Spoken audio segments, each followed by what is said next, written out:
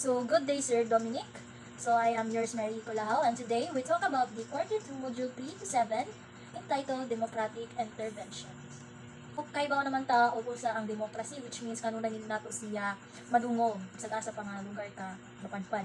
So, when we say democracy is originated from the Greek word demos, which means people, and kratos means rule, which means ruled by the people. So, ang kaning democracy is mo na siya mga rules sa mga tao, like they can choose whatever they want ng mga mahimong president, like free sila nga mo speak sa ilang mga opinions towards the community.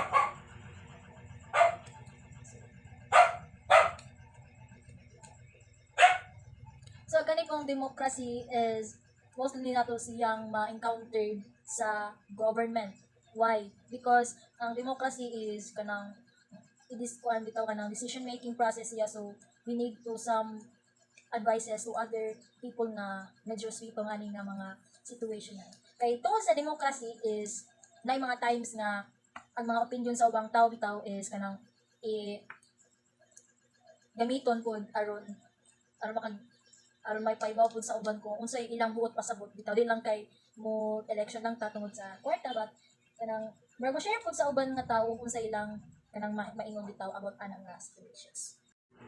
So, since ang democracy is a type of government, man, so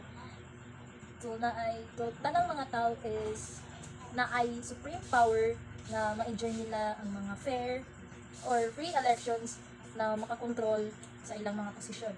So, there are several democratic practices that people preferred, such as civil rights, our freedom of speech, religion, right to vote, and public education. Another democratic practice preferred by people is respectable and bias-free mass media and equality before the law. So, if kanang kintahay walay democracy is na ay possibility nga mag-rally, is because is kanang wabila sila na kanang naganahan bitaw sa mga decisions sa government, kay og na sila yung mga decisions nga iingon sa government is murag ibaliwala na pud bitaw. So, tungod sa democracy is mo nay kuan hinungdan nganong tanan nga tao is nagkaiusa, like kanang unsay kuan bitaw kanang sa side niya murag paminawon pud bitaw. So, these are the practices of democracy. Number 1 is civil rights. So, when you say civil rights is napay freedom nga mo speech sa tanan, like speech ka sa mga government o sa thoughts nimo about ang mga situations. So, we have different civil rights man. Okay. Democracy is ruled by people kaya, so not just the government but also the people who wants to make our country a better. So, para lang po sa ato ang ito kanang kaugmaon yung mga opinion sa ubang tao. Second one is respectable and bias-free mass media. About na ako sa respectable and bias-free mass media is kanang bisag unsa pa imong magap nga information about sa mga president or mga governments sa usa ka community is murag dili lang pud bitaw ka pagpatakaw istorya, how much more og sa mga broadcast na or sa mga news. So this is very important nga i-respect nimo kung sa ilang mga decisions sa ilang decisions para sa ato ang country, kay di pud lalim nga ana sila nga situation is nagkalisod sila, how much more kung kita mismo ang naghimo sa ilang pangbukaw, di ba? So it is very relevant jud nga ato silang i-respect.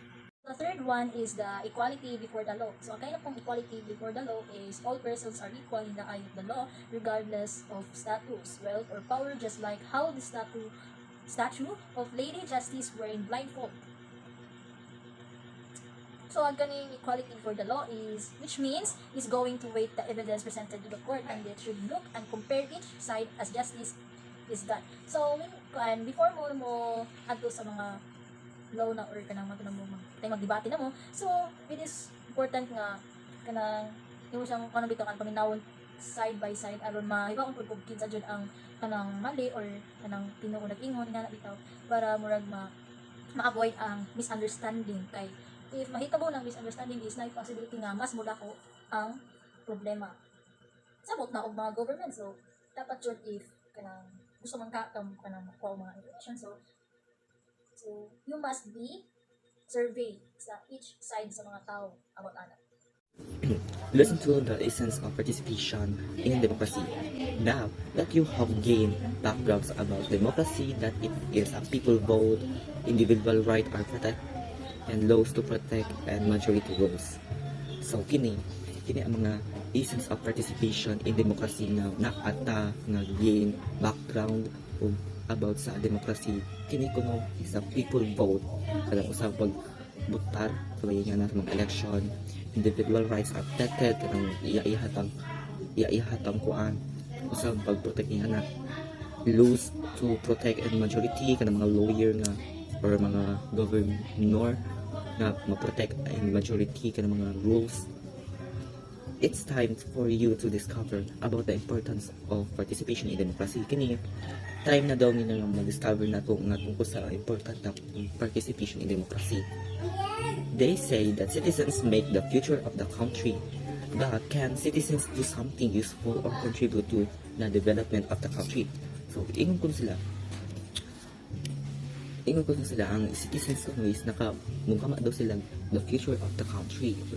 Na your bad can citizens na daw sila something na gigamit or makontribute aron sa pag-develop sa laing country. Participation plays a vital role in democracy order to achieve success. For example, participation in poverty reduction and participation from human rights perspective. So, ang pag-participation ko sa democracy is na-place down sa vital role. So, na rule nga di sunod. In order to achieve success, na po sila in order nga gipang butang aron ma-success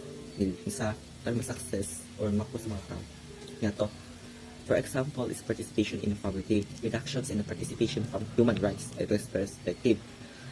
So, kini sa participation in poverty sa mga di mapusay mga pobre kanang mga namalisod bitaw kanang ang ila sa poverty is ila ra to kaya human rights para ma-perspective kanang giusa kuno kanang paggamit nila kay kuan kanang o ingnan nato kuan kanang mga election ilang gamiton is human right kanang ilhara yung right kung unsa kapitan nila nga nakakawan nga barangay or sa mga officers nga na. So that is the oldest essence of the participations in democracy. We are driven to live in better conditions, so it is our individual duty to everything to achieve it. Kita gidasig sa pagpuyo sa mas maayong mga kahimtang mao nga kini mao ang atong tagatagsaka patungod sa pag-abot sa tanan aron makabot kini. Actively participating in democratic private individuals will be provided with opportunity to influence public decision and be a part of democratic decision making process. Lesson 3. Participatory versus representative democracy. We already gained knowledge about the importance of participation democracy, so now we will deepen your understanding by differentiating participatory and representative democracy. Participatory government is also known as direct democracy where all people vote on all decisions. They don't need somebody to represent them, but rather vote on issues directly. The only advantage of participatory democracy is that people have all the power. The disadvantage are uninformed people vote on issues, and that will only work in small groups. In representative democracy, people vote on elected officials like congressmen to vote on issues for them. This elect official will make decisions for the people and propose laws. The only advantage of this representative democracy is people can choose experts to make and carry out decisions for them. The disadvantage is that we can never guarantee that the official we elect or leader will represent people's interest. Nakita nato ang kahulugan o kahimtang sa participatory democracy. So karon ato nang palawom mo ng ato pagsabot sa kalainan sa participatory o representative democracy. Ang participatory government o direct democracy kay ang tanang tao magboto sa tanan nga desisyon, wala na sila kinahanglan nga magrepresenta para sa ilaha. Sila ra magboto direkta sa mga issue. Nga ang advantage ana, ang tanan nga tao naay power nga magpili og desisyon. Then ang disadvantage, kung dili inform ang mga tao, pwede maglisod sila sa pagboto og maayo. O kini ang magtrabaho lang sa mga gagmay nga grupo. Then sa representative democracy, ang mga tao magboto og mga leader sama sa congressman aron sila magbuhat og desisyon para sa mga tao. Yang advantage ana, pwede pilion ang mga eksperto nga magbuhat og desisyon alang sa mga tao. Then ang disadvantage ani, dili na to masiguro nga ang mga leader nga atong gipangpili kay magrepresentar sa tinuod nga interes sa mga tao basig mangilad or di scam ingana. Lesson 4. Democratic Intervention Prevailing in Political and Social Institutions. Ang unang bahin sa teksto nagsaysay kung sa unsang paagi angay nga mopili og mga opisyal sa gobyerno. Kinahanglan nga adunay transparency og fairness sa proseso sa pag-apply og pagpili. Ang pagpili og usa ka tawo tungod sa personal nga connection o favoritismo dili angay nga mahitabo. Usa kini ka ehemplo sa demokratiko nga interbensyon sa katingalangban aron masiguro ang patas nga oportunidad alang sa tanan. Ang pagpili og mga tawo gikan sa usa ka pamilya alang sa mga posisyon sa gobyerno dili na angay nga himuon aron maangkon ang tinuod nga demokrasya. Ang ikaduhang bahin nagsaysay sa isyu sa political dynasty sa Pilipinas. Gipatin-aw dinhi nga ang political dynasty mahitabo kun an usa ka opisyal sa gobyerno gisundan sa miyembro sa iyang pamilya. Kini maoy hinungdan sa kakulang sa patas nga oportunidad alang sa mga bag-ong politiko ug adunay talento. Gibawsa niini ang partisipasyon sa katawhan sa politika. Aron mapatuman ang demokrasya, angay nga hatagan og patas nga higayon ang tanang kandidato ug dili angay nga suportahan ang political dynasty. Ang principle of purpose expression of feelings nagpasabot nga ang mga social worker kinahanglan maayo og eksperyensado sa pag-approach sa lain-laing tawo o grupo nga ang nagatubang sa lain-laing problema ang mga kliyente usahay maglisod og buhat sa ilang gibati. Labi na kung bahin sa mga sensitibo o personal nga mga issue. Lesson 5. Democratic Interventions Prevailing in Political and Social Institutions. Undemocratic practices are very evident in everywhere, just like gender biases, poverty, political marginalization, racial inequality, cultural domination, crisis of representation, and politics of recognition. The biggest challenges is how to stop it and make it right by formulating a viable alternative. Gender bias occur when there is unequal treatment on men and women because of their gender. In order to eliminate gender biases, we should prohibit gender discrimination, learn awareness and acceptance. Poverty is the state of being extremely poor. Some families remain poor due to lack of opportunities, education, and skills. To achieve social equity, the Philippines government launched a special program like the Pantawid Pamilyang Pilipino program to eradicate poverty. Part of the condition of the program is to provide family development session to the grantees, and this is very helpful since frontliners of the program are educating parents at home. Political marginalization is an effect of political exclusion that prevents or limits the enjoyment of certain rights, just like how women are less likely to win opposition in an election due to prejudice. So we should give fair chance to everyone regardless of gender. Ang dili demokratikong mga buhat makita bisan asa, sama sa gender bias, kapobrehon, pag-ipit sa politikal nga mga katungod, racial inequality, domination sa kultura, krisis sa representasyon o politika sa pagkilala. Ang pinakadakong higit mao ang paghunong niini o pangita og hustong solusyon. Gender bias mahitabo kung adunay dili patas nga pagtratar sa mga lalaki o babae tungod sa ilang gender. Aron mawala kini, kinahanglan nga bawalan ang diskriminasyon o magtuon ta og awareness o pagdawat sa mga matag usa. Kapobrehon mao ang kahimtang nga naglisod kaayo sa panginabuhi. Ang uban nga pamilya magpabiling pobre tungod sa kakulang sa oportunidad, edukasyon o kahanas.